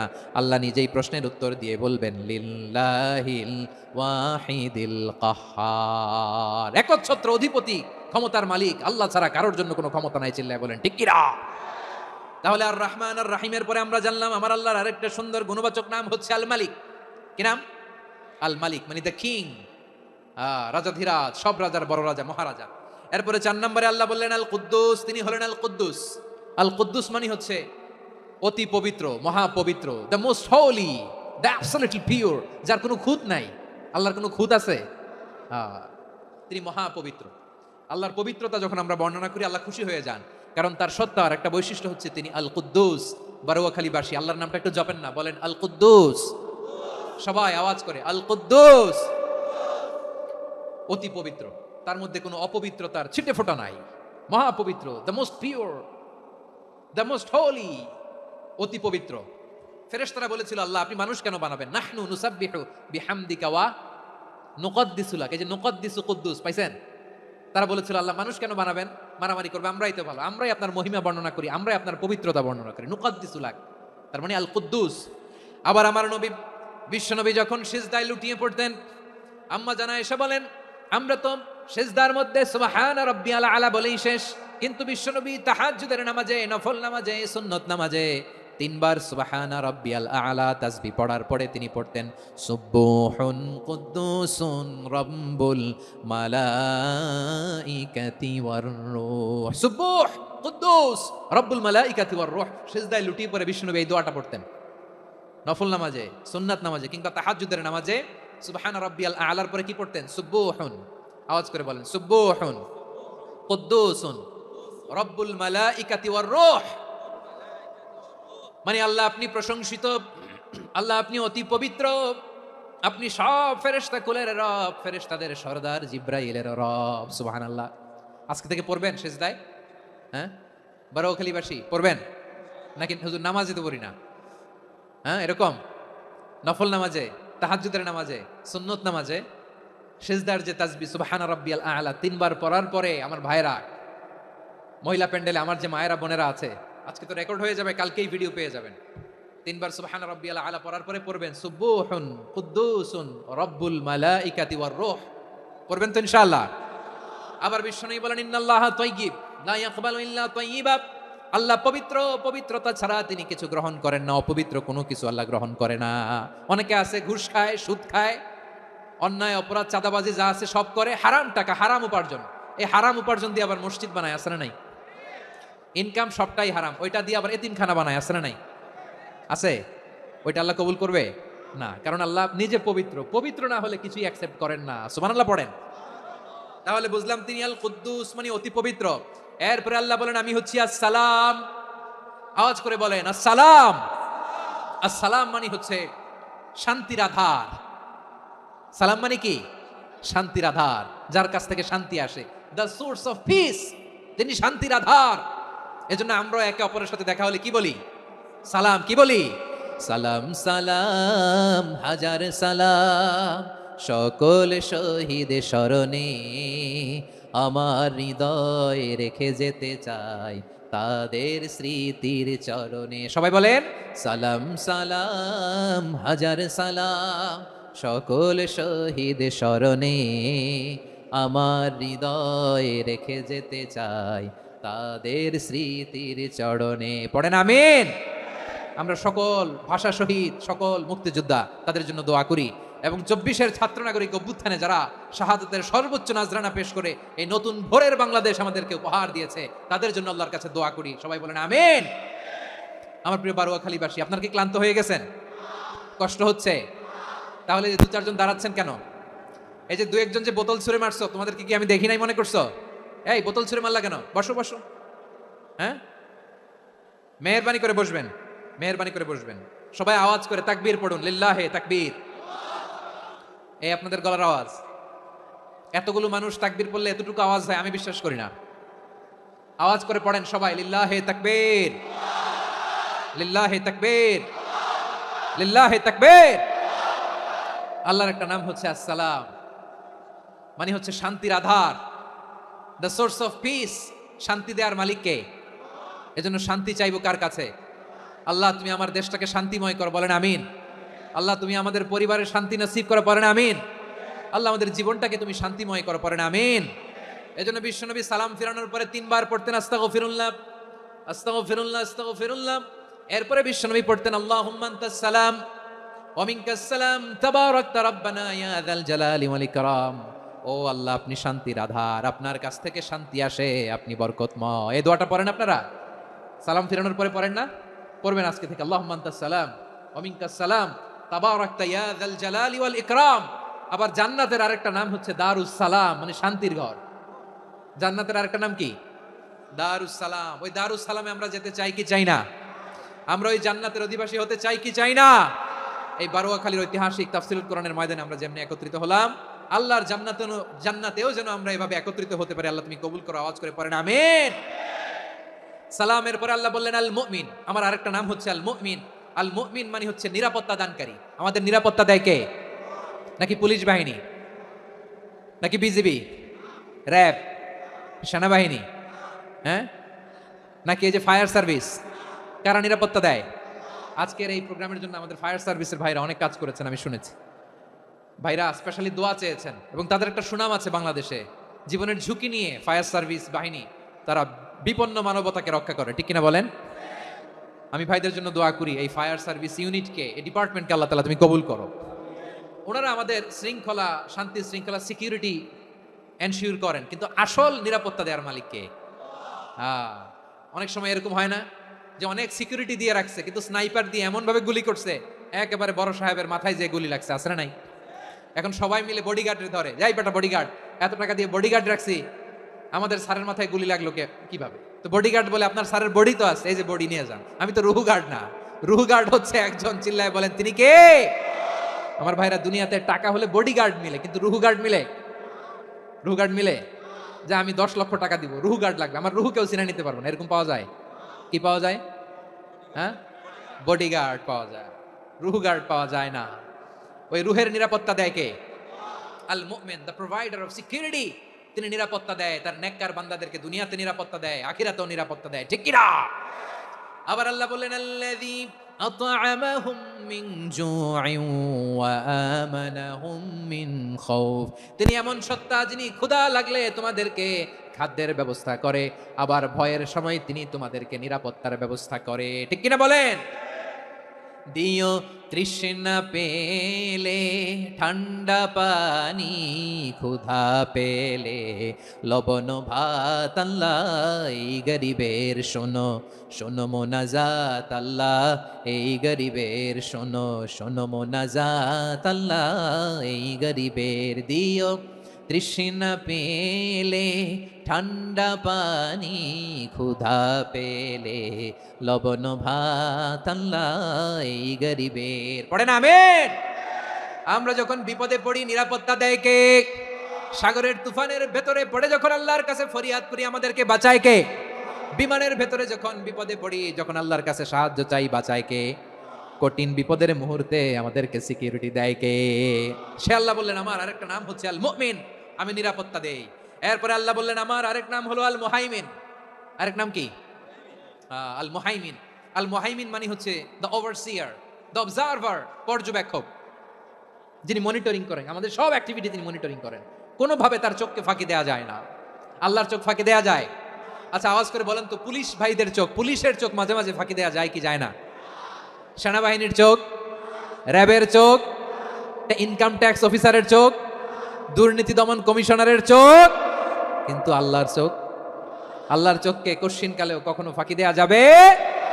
যেখানেই যান, ঘরের ভেতরে ঢুকে জানলা লাগিয়ে দরজাটা লক করে যদি অন্যায় করেন, পাপ করেন, দুনিয়ার কোনো চোখ দেখে নাই, দেখেছে কে? পর্দার আড়ালে যে যদি পাপ করেন, দেখে নাই, দেখেছে কে? গহীন সাগর তলে ঢুকেও যদি অন্যায় করেন, কেউ দেখে না, সেটা দেখেন কে? আপনি কি ভাবছেন আটলান্টিক মহাসাগরের ভিতরে চলে গেলে তার আল্লাহ দেখবে না? প্রিয় বারোয়াখালীবাসী, আপনারা ওশান গেট কোম্পানি নাম শুনছেন? ওশান গেট, তারা এই যে টিটান সাবমার্সিবল একটা সাবমেরিনের মতো বানাইছিল, যেটা টাইটানিক জাহাজের ভগ্নাংশ দেখার জন্য অনেক লোক যে মারা গেছিল না, ওটা সাগরের একেবারে গহীনে চলে যায়। এই টিটান সাবমার্সিবল দিয়ে সাগরের একেবারে গহীনে চলে যাওয়া যায়। তো ওইটার ভিতরে ঢুকে যদি আপনি আটলান্টিকের তলায় চলে যান, তাইলেই তো আল্লাহর ফাঁকি দিতে পারবেন, আর তো আল্লাহ দেখতে পারবে না। পারবে না? সাগরের অতল গহ্বরে চলে গেল, পাহাড়ের সুরঙ্গের ভেতরে ঢুকে গেল, মহাকাশ স্টেশন পাড়ি দিয়ে মঙ্গলে পাড়ি জমালেও আমার আল্লাহর চোখ কঠিন কালেও ফাঁকি দেয়া যাবে? এজন্য সে আল্লাহ বললেন লা তুদরিকুহুল আবসার ওয়া হুয়া ইউদরিকুল আবসার ওয়া হুয়াল লাতীফুল খাবীর। আমার আল্লাহ দৃষ্টির আয়ত্তে নন, কিন্তু দুনিয়ার সব দৃষ্টি আমার আল্লাহর আয়ত্তে, ঠিক কি না? সূক্ষ্মদর্শী, সূক্ষ্ম থেকে সূক্ষ্ম পাপ কাজ যেভাবে যেমনটি করেন সব দেখেন। মুখে না বললে অন্তরেও চিন্তা করলো, অন্তরে চিন্তার উদ্রেক ঘটেছে, ওইটা তো কেউ জানে না, কিন্তু জানেন কে? এভাবে যিনি সূক্ষ্মভাবে মনিটর করেন, ওভারসি করেন, অবজারভেশন করেন, তার নাম হচ্ছে আল মুহাইমিন, পর্যবেক্ষক। আসুন আমাদের রবকে চিনি। বারোয়াখালীর ভাইরা চিনতেছেন? কার সামনে কপাল ঘষে সেজদা দেন তারে চিনে নেন? কার সামনে ফরিয়াদের দুই হাত উঠে কাঁদেন, দুই হাত তুলে রোনাজারি করেন, তাকে জেনে নেন। তিনি হচ্ছেন আল মুহাইমিন, দ্য অবজারভার, পর্যবেক্ষক। কেউ যেটা দেখে না সেটা দেখেন কে? এরপর আল্লাহ বললেন আমার আরেকটা নাম হলো আল আজিজ। আল আজিজ মানে মহাপরাক্রমশালী, মহাশক্তিধর। আল আজিজ, দ্য অলমাইটি, দ্য অলমাইটি, মহাশক্তিধর, মহাপরাক্রমশালী, যার মোকাবেলায় কেউ টিকতে পারে না, যার সিদ্ধান্তের সামনে কেউ বাধা হয়ে দাঁড়াতে পারে না, যার ক্ষমতার সামনে পৃথিবীর সব ক্ষমতা নস্যি, তুচ্ছ, নগণ্য, অসহায়, তার নাম হচ্ছে আল আজিজ। সুবহানাল্লাহ পড়বেন না? আল আজিজ, মহাপরাক্রমশালী, ক্ষমতাধর, শক্তিধর, দ্য অলমাইটি, যার ক্ষমতার মোকাবেলায় কেউ দাঁড়াতে পারে না, যার সিদ্ধান্তের সামনে কেউ বাধা হয়ে টিকতে পারে না, যার শক্তির সামনে সবাই অসহায়, দুর্বল। সুবহানাল্লাহ, তিনি হচ্ছেন আল আজিজ। আল্লাহ বলেন আল্লাযী খালাকাল মাউতা ওয়াল হায়াতা লিয়াবলুয়াকুম আইয়ুকুম আহসানু আমালা ওয়া হুয়াল আজিজুল গফুর। তিনি এমন সত্তা যিনি জীবন তৈরি করেছেন, মরণ তৈরি করেছেন, যাতে করে পরীক্ষা নিতে পারেন তোমরা কে কর্মে সেরা। তিনি হলেন আল আজিজ আল গফুর। তিনি ক্ষমাশীল, আবার তিনি শক্তিধর। তার শক্তির সামনে কেউ টিকতে পারে? আমরা পৃথিবীর সব দেশের মিলিটারি ব্যাটালিয়ন নিয়ে যদি আল্লাহর সামনে দাঁড়াই, তাহলে তো আর আল্লাহ পারবে না নাকি? হ্যাঁ, পৃথিবীর সবচাইতে শক্তিশালী সেনাবাহিনী কোন দেশের জানেন? হ্যাঁ, আমেরিকার সেনাবাহিনী, তারপরে রাশিয়ার সেনাবাহিনী, চীনের সেনাবাহিনী, সব সেনাবাহিনী, নৌবাহিনী, বিমান বাহিনী যত আছে সব নিয়ে যদি আল্লাহর সামনে দাঁড়াই, পারবে তখন আল্লাহ আমাদের সাথে? হ্যাঁ, তার সামনে কোনো ক্ষমতা টিকতে পারে না, তার সামনে কেউ বাধা হয়ে দাঁড়াতে পারে না, তার সামনে গোটা বিশ্ব মুখ থুবড়ে থাকে অসহায়। তার নাম হচ্ছে আল আজিজ। চিল্লায় পড়েন সুবহানাল্লাহ। এরপরে আল্লাহ বললেন আমি হলাম আল জাব্বার। জাব্বার মানে দুর্দন্ত প্রতাপশালী, দ্য ডমিনেন্ট, যিনি সবাইকে বশ মানাতে পারেন, সবাইকে অনুগত করতে পারেন, যিনি সবাইকে পূর্ণ নিয়ন্ত্রণ করতে পারেন, তার নাম হচ্ছে আল জাব্বার। আল্লাহ বলেন হুয়াল কাহিরু ফাওকা ইবাদিহি ওয়া হুয়াল হাকীমুল খাবীর। কাহিরু ফাওকা ইবাদি, তিনি বান্দাদের উপর কাহের, একচ্ছত্র নিয়ন্ত্রণকারী। তিনি যেমন চান তেমন ভাবে বশ মানাতে পারেন সবাইকে। তিনি হচ্ছেন আল জাব্বার। তিনি কি? বিশ্বনবী ফরমান ইয়াখুদুল জাব্বারু ইয়াউমাল কিয়ামাতি সামাওয়াতিহি ওয়া আরদাহু বিয়াদিহি। রব্বুল আলামিন কিয়ামতের দিন সাত আসমান সাত জমিন হাতের মুঠোয় নিয়ে এরকম ধরবেন। সুবহানাল্লাহ পড়েন। সাত আকাশ সাত জমিন আল্লাহর হাতের মুঠোয়। আমি যেরকম হাতের মুঠোয় করছি এরকম নাকি? না, যেমনটি আল্লাহর শানে খাটে ঠিক তেমন। সুবহানাল্লাহ বলেন। আল্লাহর সাথে কারো তুলনা হয়? তাহলে বলেন তো আল্লাহ দেখতে কার মতো? আওয়াজ করে বলেন আল্লাহ আল্লাহর মতো। আল্লাহ কার মতো? ওয়ালাম ইয়াকুল্লাহু কুফুয়ান আহাদ, তার মতো কেউ নাই। তাহলে তিনি কার মতো? তার মতো। আওয়াজ করে বলেন বারুয়াখালী, তিনি কার মতো? তার মতো। আল্লাহ তাআলা সাত আকাশ সাত জমিনকে হাতের মুঠোয় নিবেন, মুঠোয় নিয়ে বলবেন আনাল জাব্বার। আরে আমি তো জাব্বার, আইনাল জাব্বারুন। দুনিয়ার স্বৈরাচারীগুলো আজকে কোথায়? দুনিয়ার জালিমগুলো কোথায়? দুনিয়ার অত্যাচারী বাদশাগুলো আজকে কোথায়? আল্লাহ বলবেন আমি তো জাব্বার। দুনিয়াতে যারা জাব্বার বলে নিজেদের দাবি করতো, স্বৈরাচার, ডিক্টেটর, জালিম, অত্যাচারী, আজকে তোরা কোথায়? কোথায়? কোনো আওয়াজ নাই, কোনো খাওয়া নাই, ওই দিন কোনো টু শব্দ নাই। ওই দিন ক্ষমতা হবে এক সত্তার। চিল্লায় বলো তিনি কে? এজন্য আল্লাহ বললেন আমি হলাম জাব্বার। এরপরে আল্লাহ বললেন আমি হলাম মুতাকাব্বির। আমি কি? মুতাকাব্বির মানে হচ্ছে দ্য সুপিরিয়র। সুপিরিয়র, যার চেয়ে বড় কেউ নাই, তিনি সবচেয়ে বড়। এই জন্য নামাজে প্রত্যেক রুকুতে সেজদায় আমরা সবাই বলি আল্লাহ আপনি সবচেয়ে বড়, ইউ আর দ্য গ্রেটেস্ট। আমরা বলি আল্লাহু আকবার। আমরা কি বলি? আওয়াজ করে বলেন আমরা কি বলি? কি বলে নামাজ শুরু করি বলেন তো? আওয়াজ করে সবাই পড়েন আল্লাহু আকবার। মানে আল্লাহ সবচেয়ে বড়। আল্লাহু আকবার মানে কি? আল্লাহ সবচেয়ে মহান, সবচেয়ে বড়। বলেন তো আল্লাহর চাইতে বড় কোনো সত্তা এই মহাবিশ্বে দ্বিতীয় কেউ আছে? এজন্য আল্লাহ বলেন আমি হলাম আল মুতাকাব্বির। প্রকৃত গর্ব অহংকারের মালিক। আসল গর্ব, বীরত্ব, অহংকারের মালিক কে? আল্লাহ ছাড়া আর কারো অহংকার সাজে? সাজে না। আমাদের অহংকার সাজে? অহংকার সাজে না। আল্লাহ বলে আল কিবরিয়া উরিদাই, অহংকার আমি আল্লাহর চাদর। ওয়ালা আযামাতু ইজহারি, বড়ত্ব আমি আল্লাহর লুঙ্গি। যে অহংকার করে ওই বেয়াদব কেমন যেন আমি আল্লাহর চাদর ধরে টান মারে। আর যে আমি আল্লাহর চাদর ধরে টান মারার স্পর্ধা করে আলকাইতুহু ফিন্নার ফালা উবালি, ওরা আমি জাহান্নামে নিক্ষেপ করব, আই ডোন্ট কেয়ার। ওরা আমি জাহান্নামে ফেলি। কারণ অহংকার এটা মানুষের সাজে না, এটা সাজে কার? তিনি হচ্ছেন আল মুতাকাব্বির। আল্লাহ ডেকে বলে গোলাম কেমন করে তোর বরত্ব সাজে, অহংকার সাজে? হাল আতা আলাল ইনসানি হিনুম মিনাদ দাহরি লাম ইয়াকুন শাইআম মাযকুরা। মানুষের এমন একটা সময় ছিল, সে মানুষের উল্লেখ করার মতো তার জীবনে কিছুই ছিল না। আমাদের জীবনে একটা সময় ছিল উল্লেখ করার মতো আমরা কিছুই ছিলাম না। বলেন তো আমাদের মায়ের পেটে যখন আমরা ছিলাম, প্রথম আমাদের সাইজ এত ছোট ছিল, এক ফোঁটা পানি, নাপাক পানি, মাইক্রোস্কোপ দিয়েও তো আপনার হদিস খুঁজে পাওয়া যায় না। তা আপনার অহংকার আসে কোত্থেকে? আপনার বাবার পিঠ থেকে যখন মায়ের জরায়ুর ভেতরে যে আপনি বললেন আপনি এত তুচ্ছ, আমরা এত তুচ্ছ নগণ্য ছিলাম, মাইক্রোস্কোপ দিয়েও আমাকে খুঁজে পাওয়া যায় না, সেই আমি অহংকার করি। মায়ের পেটে 8 মাস 9 মাস তিলে তিলে আমাকে বড় হওয়ার তৌফিক দিলেন কে? দুনিয়াতে আসার পরে হায়রে দাঁত নাই, হাড্ডি চাবাইতে পারি না, ঠিক কিনা? আচ্ছা বারুয়াখালীবাসী, আপনাদের ঘরে যাদের 6 মাস 4 মাসের বাচ্চা আছে, ওরা গরুর হাড্ডি খাইতে পারে? হ্যাঁ। তারপর হাঁসের হাড্ডি, মুরগির হাড্ডি চাবাতে তো খুব ভালো লাগে, তো এগুলো চাবাতে পারে? কি দুর্বল দেখছেন, ও কিছু খাইতেও পারে না। ওরে দুধ দিয়ে তারপরে ওকে আপনার ডাল দিয়ে সবজি দিয়ে একটা মিক্স খিচুড়ি বানাইতে হয়, এটারও আবার ব্লেন্ডার করতে হয়। এদিক দিয়ে দিলে বাচ্চার এদিক দিয়ে পড়ে, এ নাকি আবার অহংকার করবে। বড় হওয়ার পরে অসুস্থ হলে মানুষের চেহারা ফ্যাকাশে হয়ে যায়, আইসিইউতে যে আল্লাহ আমারে বাঁচাও, এতদিন কইতে আমি ক্ষমতার মালিক, এতদিন কি কইছে আমি ক্ষমতার মালিক, আইসিইউর বেডে কি বলে আল্লাহ আমারে বাঁচাও। দেখছেন ক্ষমতা, এই তো মানুষের ক্ষমতা, এই তো ক্ষমতা। আর বয়স যখন 70-80, লাঠি ছাড়া তার জীবন চলে না, পিঠটা আগে ছিল এরকম, এখন বাঁকা হয়ে গেছে।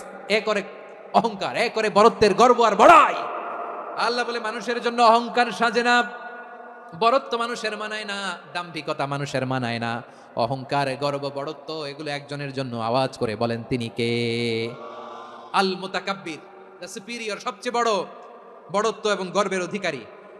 এরপর আল্লাহ বললেন সুবহানাল্লাহি আম্মা ইউশরিকুন, তোমরা আল্লাহর সাথে যে সমস্ত জিনিসের শরীক করো আল্লাহ তাআলা এগুলো থেকে অনেক পবিত্র। এরপর আল্লাহ বললেন হুয়াল্লাহুল খালিকুল বারিউল মুসাউবিরু লাহুল আসমাউল হুসনা। হুয়াল্লাহুল খালিক, তিনি হলেন স্রষ্টা। আল বারি, বারি মানেও স্রষ্টা। আল মুসাউবির, মুসাউবির মানেও স্রষ্টা। তিনটাই আল্লাহর সৃষ্টি সংক্রান্ত, কিন্তু তিনটা তিন রকম। আল খালিক মানে স্বাভাবিক স্রষ্টা, সৃষ্টির প্ল্যান করে যিনি, আদেশ করেন যিনি। আল বারি মানে কোনো নমুনা ছাড়া যিনি কিছু নির্মাণ করতে পারেন, ওই স্রষ্টা। সুবহানাল্লাহ বলেন। তিন নম্বরে আল মুসাউবির, যিনি ফ্যাশনার, ডিজাইনার, দ্য শেপার, যিনি আকৃতি দান করেন মানুষের, তিনি হচ্ছেন আল মুসাউবির। এক নম্বরে আল্লাহ হলেন খালেক, আমাদের স্রষ্টা। আওয়াজ করে বলুন তো আমার ভাইয়েরা, আমাদেরকে সৃষ্টি করেছেন কে? এই সৃষ্টি করার জন্য আল্লাহর কি অনেক কষ্ট হয়েছে নাকি? অনেক সময় দেয়া লেগেছে নাকি? আমার আল্লাহর ঘাম ঝরেছে নাকি? আল্লাহ বলে না রে গোলাম, তোদের মতো আমার সময় লাগে না, কষ্ট হয় না। আমি কোন বলতে দেরি হয়, ফায়াকুন হতে দেরি হয় না। সুবহানাল্লাহ। ইন্নামা আমরুহু ইযা আরাদা শাইআন আন ইয়াকুলা লাহু কুন ফায়াকুন। আল্লাহর যখন কিছু করার ইচ্ছে জাগে, ইচ্ছা করেন, তিনি বলেন হও, মুহূর্তেই হয়ে যায়। হও, বি ইট ওয়াজ, বি ইট ওয়াজ। হও, হও বলতে দেরি, হতে দেরি হয়। আওয়াজ করে বলেন, হও বলতে দেরি কিন্তু হতে দেরি হয়। হও হয়ে যায়, কোনো দেরি নেই। তার মানে আল্লাহর হও বলা লাগে না, হও বলা লাগে না। এটা আমাদেরকে বোঝানোর জন্য আল্লাহ বলেছেন যে আমি কোন বললে হয়ে যায়, তাই বলে কোন বলারও মুখাপেক্ষী আমি নই। সুবহানাল্লাহ পড়বেন না? কেমন রবের গোলাম আমরা। আল্লাহ এই খালিক শব্দের কথা কোরআনের অনেক আয়াতে বলেছেন, ইন্নী খালিকুম বাশারাম মিন তিন, আমি মানুষকে কাদা দিয়ে মাটি দিয়ে তৈরি করেছি, আমি হলাম খালিক, স্রষ্টা। আল খালিক, দ্য ক্রিয়েটর, যিনি সৃষ্টি করেন, সৃষ্টির আদেশ দেন। এরপরে আল্লাহ বলেন আমি হলাম আল বারি। আমরা বলি না বারি তাআলা, বারে তাআলা বলি না আমরা, এটা আল্লাহর একটা নাম। আল বারি মানি যিনি পূর্বের কোনো নমুনা ছাড়া নতুন করে উদ্ভাবন করতে পারেন। সুবহানাল্লাহ বলেন।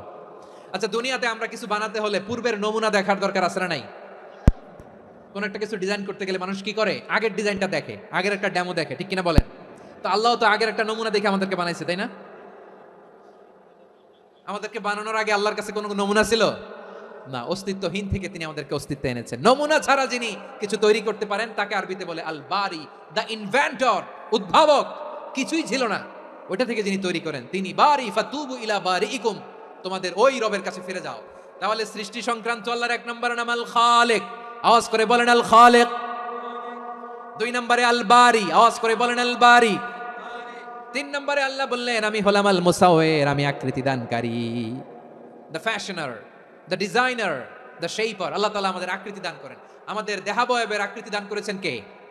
আমাদের কেউ সাদা, কেউ শ্যামলা, কেউ ফর্সা, কেউ লম্বা, কেউ খাটো, কেউ বেটে, কেউ মোটা, আছে না নাই? আমাদের কেউ নারী, আমাদের কেউ পুরুষ, আবার আমাদের কেউ হিজড়া। এটা বানালেন কে? আওয়াজ করে বলুন তো, এই ডিসিশন মেকিংটা করেছেন কে? এর নাম হচ্ছে আল মুসাওয়ির, the designer, the fashioner, the shaper. তিনি শেপ দেন। মায়ের পেটে থাকতে আমাদের কার কণ্ঠস্বর কেমন হবে, কার ডিএনএ, আমাদের দেহে যে সেলের মধ্যে যে ডিএনএ থাকে, ডাইঅক্সিরিবোনিউক্লিক অ্যাসিড, এটা দিয়ে আমাদের ফিচারগুলো ডিফাইন হয়। এটা কার কণ্ঠ কেমন, কার চেহারা কেমন, কার স্কিন কালার কেমন, এটা ডিসাইড করেছেন কে? আওয়াজ করে বলেন কে? সে আল্লাহ বলছেন হুয়াল্লাযী ইউসাউয়িরুকুম ফিল আরহামি কাইফা ইয়াশা লা ইলাহা ইল্লা হুয়াল আজিজুল হাকীম।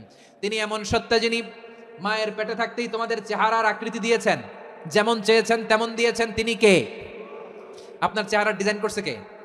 আমারটা ডিজাইন করছে কে? নাকি আমরা করছি? এই ক্ষমতা আল্লাহ আমাদের হাতে দিছে, নিজের হাতে রেখে দিছে। সুবহানাল্লাহ পড়েন। আবার সূরা ইনফিতারে আল্লাহ বলছেন, আল্লাযী খালাকাকা ফাসাওয়াকা ফাআদালাকা ফি আইয়ি সূরাতিন মা শাআ রাক্কাবাক। তিনি এমন সত্তা যিনি তোমাদের সৃষ্টি করেছেন, এই সৃষ্টিকে সুবিন্যস্ত করেছেন, সুষম করেছেন, যেমন চেয়েছেন তেমন আকৃতিতে তোমাদেরকে তিনি দুনিয়ায় পাঠিয়েছেন। সুবহানাল্লাহ। তাহলে এই আকৃতি দান করেন কে? আল্লাহর এই নামটা হচ্ছে আল মুসাউয়ের, মানে আকৃতি দানকারী। প্রিয় ভাইরা, আকৃতি দেওয়া আমাদের কাজ না, আকৃতি দেন আল্লাহ। এজন্য কারো আকৃতি নিয়ে কখনো বাজে মন্তব্য করা যাবে? আমার বড়ুয়াখালীর ভাইয়েরা আওয়াজ করে আমার সাথে বলুন, কারো আকৃতি নিয়ে বাজে মন্তব্য করবেন? কমেন্টে সরাসরি কাউরে বলবেন তুই লম্বুর ঘরের লম্বু, তুই মোটুর ঘরের মোটু, তুই চিকনার ঘরের চিকনা, তোর নাক চ্যাপটা, তুই খাটো, তুই এইটা সেইটা বলবেন? কথা কয় না, বলবেন? কারো আকৃতি নিয়ে ব্যঙ্গ করা যাবে? এটার ইংরেজিতে বলে বডি শেমিং। কি বলে? Body shaming. এটা হারাম। আমার কলিজার টুকরা বারুয়াখালীর নবাবগঞ্জের যুবক ভাইয়েরা, খবরদার, কোশ্চিনকালেও আমরা কারো দেহের আকৃতি নিয়ে, বডি শেপ নিয়ে মন্দ কথা, বাজে কমেন্টস করব? কারণ এই আকৃতিটা দিয়েছে কে? আচ্ছা, ও যে শ্যামলা, ওরে শ্যামলা বানালো কে? আর এই লোক যে ফর্সা, এর ফর্সা বানালো কে? একজন লম্বা, কে বানালো? আরেকজন খাটো, কে বানালো? তো লম্বা বানাইছে আল্লাহ, বেটে বানাইছে আল্লাহ। ওরে যদি বেটে বলেন, গালিটা কি ওর কাছে যায় না? যায়, যে ওরে বেটে বানাইছে তারে দেওয়া হয় গালি। কথা বুঝতেছেন? কারো আকৃতি নিয়ে যদি আপনি ব্যঙ্গ করেন, তাহলে যে যে সত্তা এই আকৃতি দিয়েছে তাকে ব্যঙ্গ করা হয়। কেউ খাটো হওয়ার জন্য ওরে যদি আপনি খাটু বলেন, ওকে বলেন নাই, যে সত্তা তাকে খাটো বানিয়েছে তাকে বলেছেন আপনি। তাহলে কারো আকৃতি নিয়ে ব্যঙ্গ করবেন? করবেন? কোশ্চিন কালেও যেন আমরা না করি। প্রিয় ভাইরা, আম্মা জান আয়েশা রাদিয়াল্লাহু তাআলা আনহা, আমাদের প্রিয় আম্মা জান, বিষ্ণু ইসা ইসলামের প্রিয়তমা স্ত্রী, উনি বিষ্ণু ইসা ইসলামের আরেক স্ত্রী, ওনার নাম হচ্ছে সাফিয়া, উনিও আমাদের আম্মা জান। ওনার ব্যাপারে একটা কথা বলতে যে একটা কথা বলেছিলেন, রাসূল সাল্লাল্লাহু আলাইহি ওয়াসাল্লাম এটা পছন্দ করেননি। উনি বললেন যে আপনার স্ত্রী এমন এমন, সরাসরি বলেন না, ইঙ্গিত দিয়ে। নারীদের মধ্যে মানবিক কারণে জেলাসি একটু থাকে, এটা স্বাভাবিক। এটা থেকে নবীর স্ত্রীরাও মুক্ত ছিলেন না, এটা থাকবে। তো তিনি বলেছিলেন যে আপনার অমুক স্ত্রী কাদা ওয়া কাদা, সফিয়া তো এমন এমন, তা আনি কসিরা, এটা দিয়ে বুঝিয়েছিলেন একটু খাটো, একটু স্থূলাকৃতির, একটু মোটা ছিলেন, উনি খাটো ছিলেন। ইঙ্গিত করে যখন রাসূল সাল্লাল্লাহু আলাইহি ওয়াসাল্লামকে এটা বললেন, রাসূল সাল্লাল্লাহু আলাইহি ওয়াসাল্লাম এটা পছন্দ করলেন না। আল্লাহ রাসূল বললেন, আয়েশা তুমি এটা কি বললে? এমন কথা তো তোমার কাছ থেকে আশা করি নাই। তুমি আমার আরেক বিবির ব্যাপারে এমন কথা বললে? আয়েশা তুমি কি জানো, লাকাদ কুলতি কালিমাতান লাউ মুজিজাত বিমাইল বাহরি লামাযাজাতু, তুমি এমন একটা কথা মুখ দিয়ে উচ্চারণ করেছো, এই শব্দগুলো যদি সাগরের পানিতে ছেড়ে দেওয়া হয়, এই কথার তিক্ততার, পঙ্কিলতার কারণে নীল সাগরের পানি মুহূর্তেই কালো হয়ে যাবে। আয়েশা খবরদার, আর এরকম বলো না, আর বলো না। রাসূল সাল্লাল্লাহু আলাইহি ওয়াসাল্লাম কখনো বডি শেমিংকে স্পেস দিতেন না, সুযোগ দিতেন না। আল্লাহ নবী সাল্লাল্লাহু আলাইহি ওয়াসাল্লামের এক সাহাবী আব্দুল্লাহ ইবনে মাসউদ রাদিয়াল্লাহু তাআলা আনহু, ওনার পাগুলো ছিল খুব সরু আকৃতির, কৃষ বর্ণের, চিকন। উনি আরাক নামে এক গাছের উপরে উঠেছেন, ডাল ভাঙবেন, ডালা ভেঙে কি করবেন? মেসওয়াক করবেন। তো বাতাসের ঝাপটায় ওনার লুঙ্গি একটু সরে গেল, নিচ থেকে লোকেরা ওনার ওই চিকন পা দেখে ফেললো। দেখে সবাই হেসে কুটি কুটি হাসতেছে সবাই। বিষ্ণু সাল্লাল্লাহু আলাইহি ওয়াসাল্লাম বললেন, হাসলা কেন? সব সাহাবারা বলে, ইবনে মাসুদের পা দেখে হাসছি। রাসূল সাল্লাল্লাহু আলাইহি ওয়াসাল্লাম বলেন, আমার আব্দুল্লাহ ইবনে মাসুদের পা দেখে তোমরা এরকম হাসলা, তার আকৃতি নিয়ে তোমরা এরকম করলা, তোমরা কি জানো? ওয়াল্লাযী নাফসি বিয়াদিহি, সেই সত্তার শপথ যার হাতে আমার আত্মা, লাহুমা আসকালু ফিল মিজানি মিন উহুদ, আমার ইবনে মাসুদের পা দুইটা যদি মিজানের পাল্লায় কিয়ামতের দিন উঠিয়ে দেওয়া হয়, উহুদ পাহাড়ের চেয়ে বেশি ভারী হয়ে যাবে। খবরদার, কারো আকৃতি নিয়ে ব্যঙ্গ করো না, কারণ আকৃতি সে নিজেরা বানায় না, এই আকৃতি দিয়েছে কে? ও ভাই, আমার আকৃতি কেমন হবে এটা ফিক্স করার দায়িত্ব যদি আল্লাহ আমাকে দিত, আমি কি করতাম বলেন তো দেখি, উত্তর দেন। হ্যাঁ, সুন্দর করে নিজেকে সুশোভিত করে, শুভ্র, ফর্সা, ড্যাশিং, ফ্যাসিনেটিং, স্মার্ট করে নিজেকে তৈরি করতাম, ঠিক কিনা? কোন নারীকে যদি তার চেহারা, রং, গড়ন, অবয়ব, দেহাবয়ব, আকৃতি, শেপ কেমন হবে এটা ফিক্স করার দায়িত্ব যদি আল্লাহ তাকেই দিয়ে দিতেন, সে নিজেকে সবচেয়ে সুন্দরী, সবচেয়ে রূপবতী করে তৈরি করতো, ঠিক কিনা? তো এটা আল্লাহ তাআলা দেন নাই, এটা পরীক্ষা হিসেবে রেখে দিয়েছেন। আল্লাহ কাউকে ফর্সা বানিয়েছেন, এটা তার জন্য পরীক্ষা। কাউকে আল্লাহ শ্যামবর্ণের বানিয়েছেন, এটা তার জন্য পরীক্ষা। কাউকে আল্লাহ নারী বানিয়েছেন, এটা পরীক্ষা। কাউকে পুরুষ বানিয়েছেন, এটাও পরীক্ষা। চিল্লায় বলেন আল্লাহু আকবার। সে আল্লাহ বললেন, গোলাম আমি হলাম মুসাওয়ের, আকৃতি দানকারী, the fashioner, the shaper, the designer. এজন্য কারো চেহারা নিয়ে আজকে থেকে আমরা আর কোনো বাজে মন্তব্য করব? মনে থাকবে? আমার মায়েরা, বোনেরা, মহিলা প্যান্ডেলে যারা শুনেছেন, আপনারাও আপনার কোনো বোনকে কখনো তার চেহারা নিয়ে আকৃতি নিয়ে কটু কথা বলতে পারবেন? আল্লাহ আমাদেরকে যাকে যেরকম বানিয়েছে এতেই আমরা হ্যাপি, ঠিক কিনা? অন্যেরটাও বলতে পারবেন না, নিজেরটাও পারবেন না। আয় রে আমি এত কালা কেন, আয় রে আমি এত খাটো কেন, আয় রে আমি এত, এগুলো বলা যাবে?